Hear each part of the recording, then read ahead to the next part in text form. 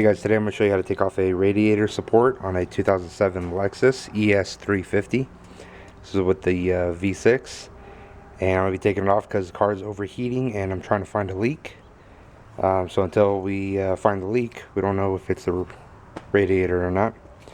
What I went ahead and did was hooked up a pressure kit to it, pressure tester, and when I give it pressure,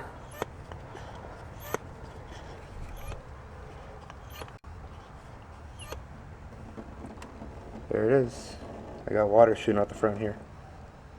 So it's kind of hard to see everything under here. So I'm going to go ahead and take off the support here.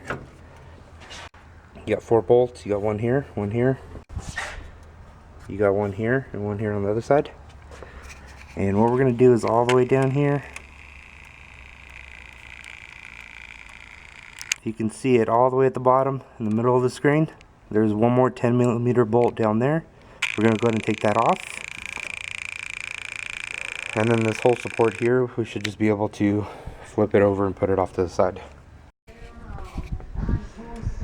Alright, so after you remove the 4 up top, you're going to have that one all the way down at the bottom. And then you got one more at the top right here. And then what you're going to be able to do is carefully start prying this away. And then you're going to have to move these over like that. And then bring it up. Be careful for all the wires. And then, if needed, you can disconnect this one because this one's kind of giving me some trouble here. And then just put this off to the side. Alright, now that we have the radiator exposed, we can go ahead and see where the leak's coming from.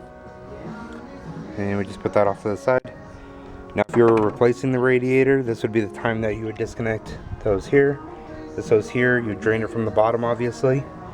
You're going to disconnect all the fans. And that should be about it. And then you're going to be able to slide it up from here. But right now I'm just doing a check and kind of demonstrating how the cooling pressure kit actually works. You use the appropriate fitting, put it on the radiator cap. You need to have some water in here in your radiator, make sure it's not empty. And let's see if I can do this now.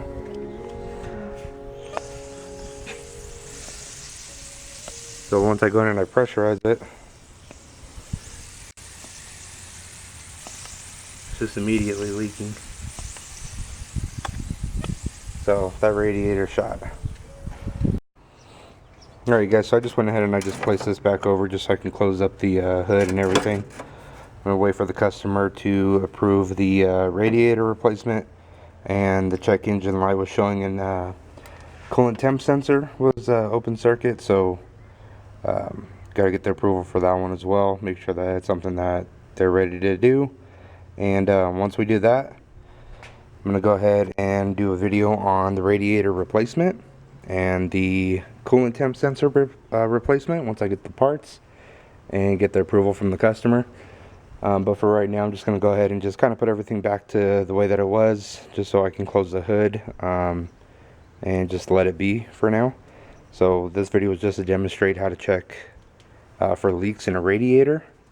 This really would apply to any vehicle, but the vehicle that we're using today was a 2007 Lexus, so we're going to go ahead and keep it with that. Thanks for watching, guys. Have a good one.